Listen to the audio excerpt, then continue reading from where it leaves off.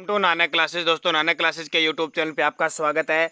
आज हम बात करते हैं 1 व 2 सितंबर 2020 के जितने भी most important Rajasthan plus India current affairs के क्वेश्चन बनते हैं, आज हम उनका डिस्कस करेंगे। पूरा वीडियो ध्यान से देखना और लास्ट में मैं आपसे क्वेश्चन पूछूंगा जिनके जवाब आपको कमेंट बॉक्स में देने। दोस्तों, वीडियो अच्छा लगे तो लाइक शेयर कर देना। अगर आप चैनल पे नए हैं तो इसको सब्सक्राइब कर लेना और इसके पास लगे बेल आइकन के घंटे को दबा लेना, क्योंकि हाल ही में बीएसटीसी का पेपर हुआ है, उसकी आंसर की आपको मिली है। और इससे पहले बीएसटीसी पहले आपको राजस्थान जीके की मैराथन क्लास मिली थी, तो उसमें बहुत सारे क्वेश्चन आपको बीएसटीसी में प्राप्त हुए जो विद्यार्थी दे के आए हैं। तो अब कंटिन्यूज आपको पढ़ाई जारी रखनी है।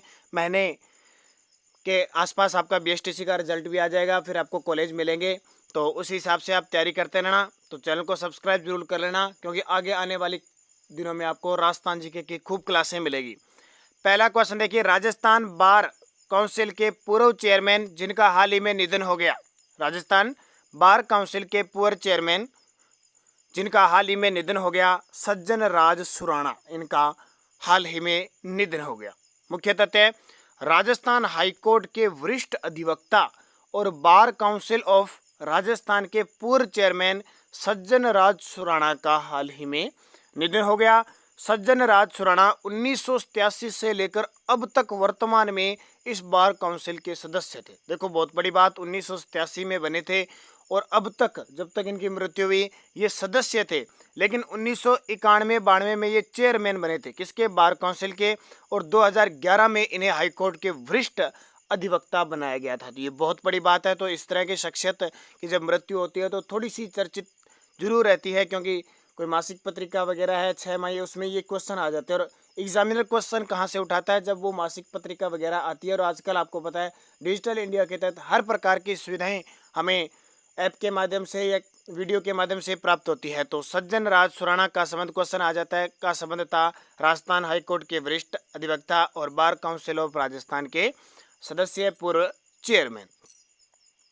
तो देखो, बार काउंसिल के बारे में, bar council of Rajasthan Jodhpur advocates act 1961 के प्रावधानों के तहत वर्ष 1961 में स्थापित हुआ था। कौन, बार काउंसिल ऑफ राजस्थान, जिसको बीबीआर कहते हैं, और एक स्वायत्त संस्था है जो अधिकतम 25 निर्वाचित सदस्यों के साथ धारा 3 में राज्य बार काउंसिल की स्थापना के लिए प्रदान करती है। और इस बार काउंसिल का जो पदेन सदस्य होता है वो राजस्थान राज्य का महाधिवक्ता होता है। यानी राज्य का महाधिवक्ता हमारे राजस्थान में जो वर्तमान में राजस्थान के महाधिवक्ता है वो इसके क्या होते हैं, पदेन सदस्य, यानी बदलते रहते हैं महाधिवक्ता।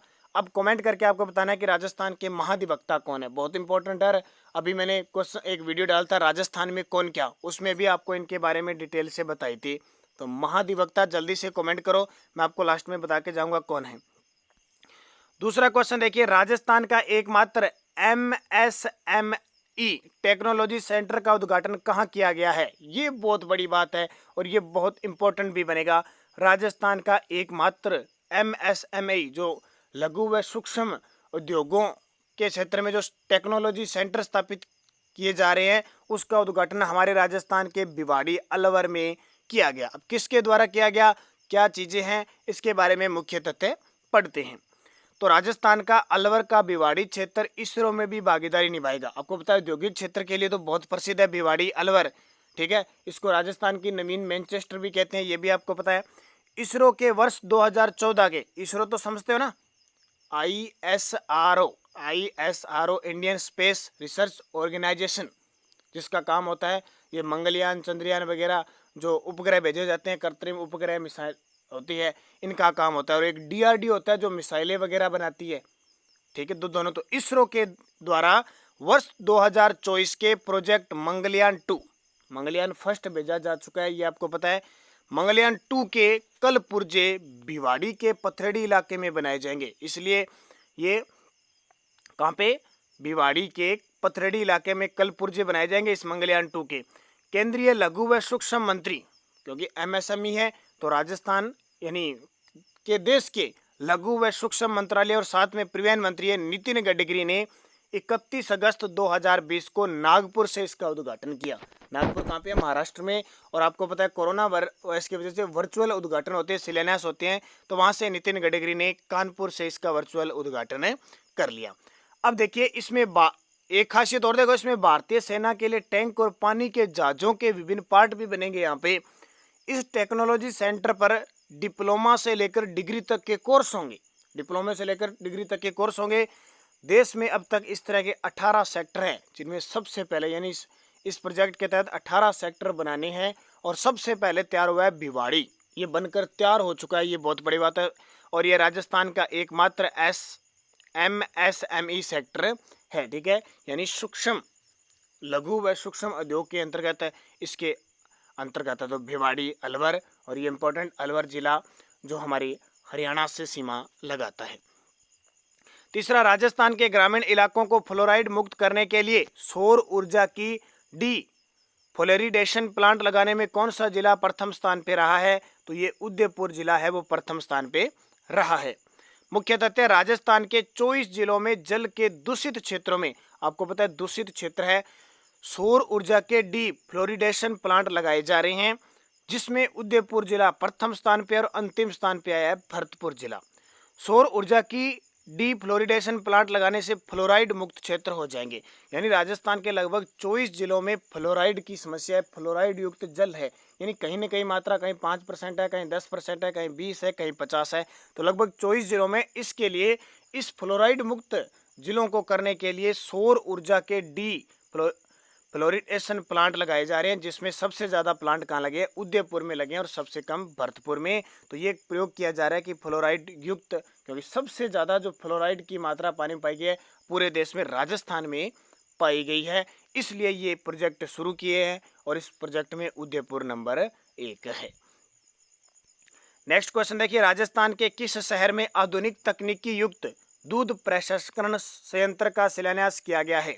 राजस्थान के किस शहर में आधुनिक तकनीकी युक्त दूध प्रसंस्करण संयंत्र का शिलान्यास किया गया है? तो वो किया गया भीलवाड़ा में। और ये बता दूं दोस्तों, बीएसटीसी के अंदर करंट अफेयर से क्वेश्चन एक उन्होंने पूछा था। अब बहुत सारे विद्यार्थियों के दिमाग में सर करंट नहीं आया, मैंने आपको बताया था दर्रा अभयारण्य क्वेश्चन एग्जाम में पढ़ लेना, बहुत ज्यादा चर्चित है।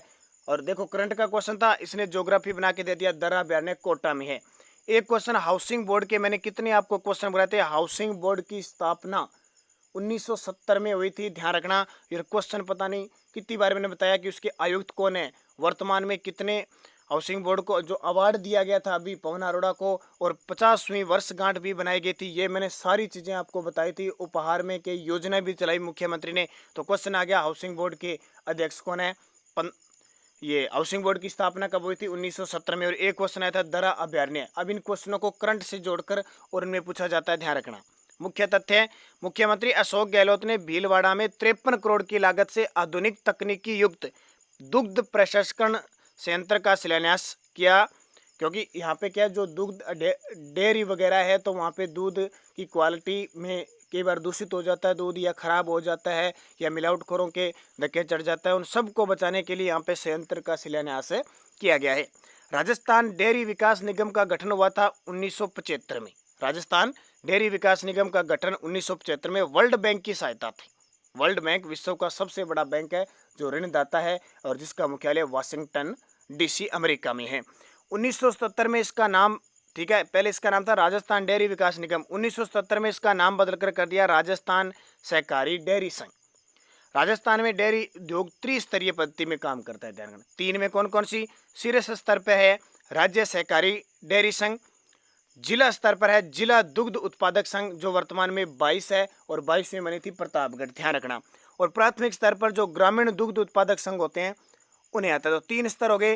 राजस्थान की सबसे पुरानी डेयरी तो पद्मा जयपुर की है, और सबसे बड़ी डेयरी रानीवाड़ा सांचौर जालोर के अंदर है। तो ये आपके लिए इंपॉर्टेंट बातें दोनों।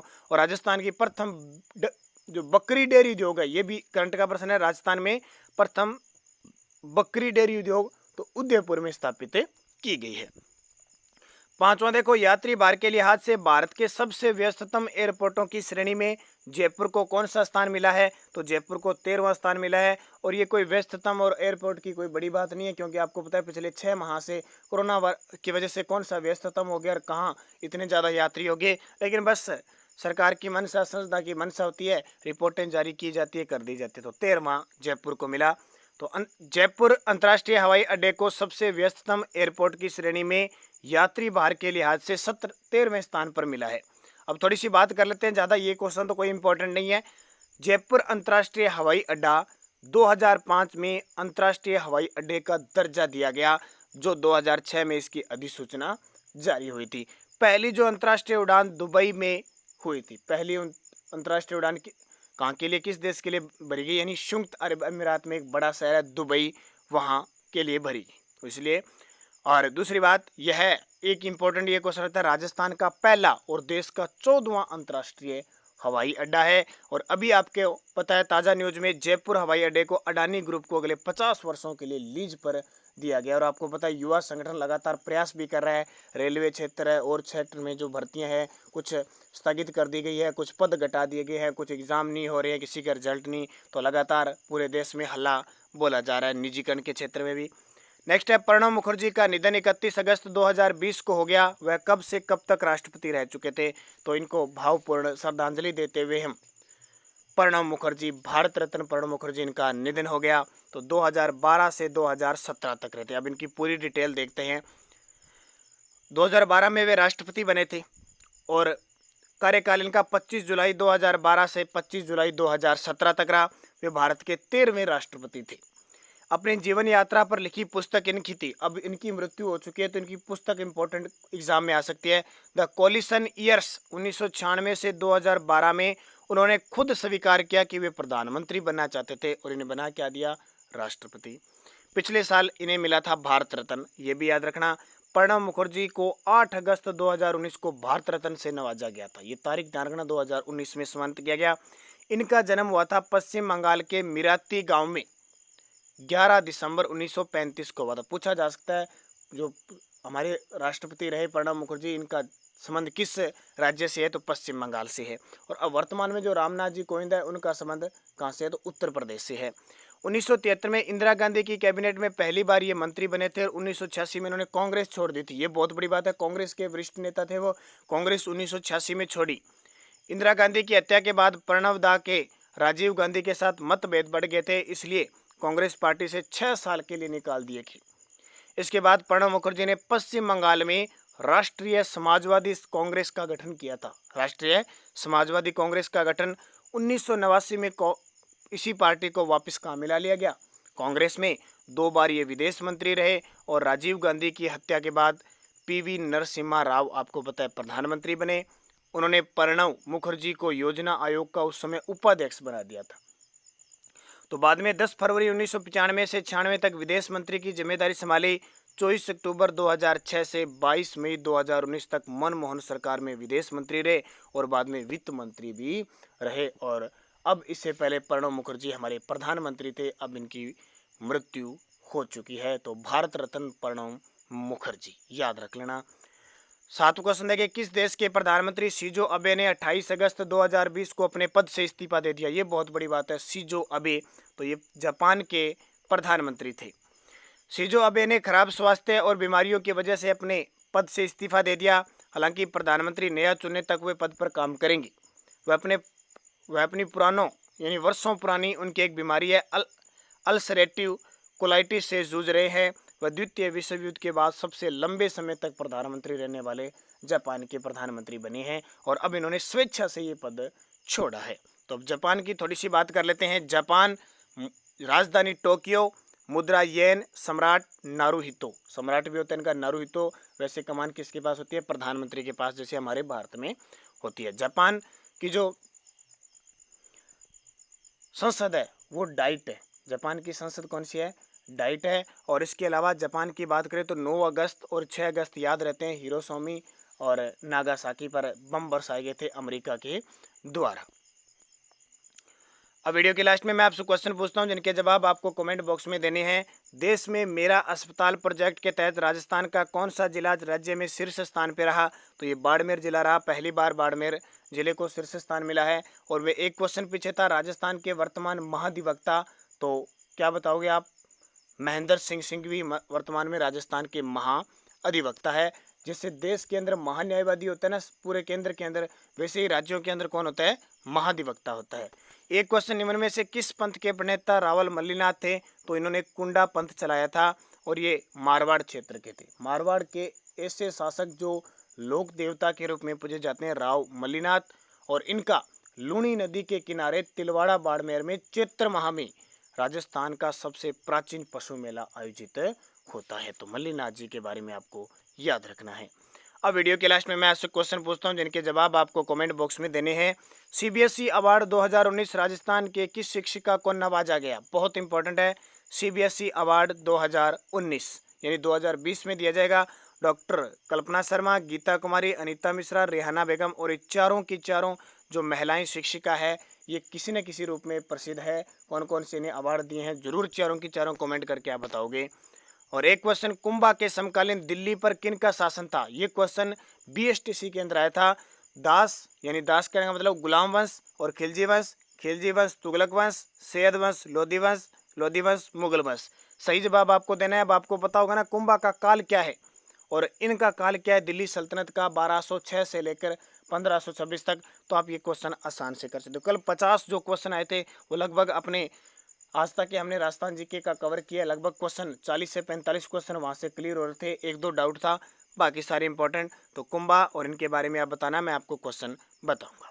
तो जितने भी 50 क्वेश्चन आए थे बीएसटीसी में, जो विद्यार्थी राजस्थान पुलिस पटवारी की तैयारी करें वो जरूर देखें कि आप किस लेवल पे तैयारी कर रहे हैं और किस तरह के क्वेश्चन आते हैं, और हमें किस टॉपिक में हमें कमी महसूस हो रही है वो टॉपिक आप दोबारा तैयार करोगे ताकि आने वाले समय में आपके लिए मुश्किल न हो। क्योंकि आने वाले समय में राजस्थान पुलिस पटवार का एग्जाम दोगे तो आपके साथ भी हो सकता है, क्योंकि आसान क्वेश्चन कई बार गलत हो जाता है। तो धन्यवाद। जय हिंद, जय भारत।